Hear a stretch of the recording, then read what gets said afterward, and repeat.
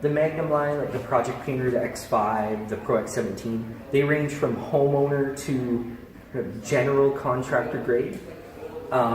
Whereas this is like a painting contractor grade. So this is meant for everyday use, whereas those might be meant for maybe weekly, monthly use. So this is more hardy, bigger motor, meant to pump more volume over the course of a year or a week or things like that. So that makes it worth the extra couple $100. That's right. Like for example, the difference in price between this and a Pro X17 is about $400.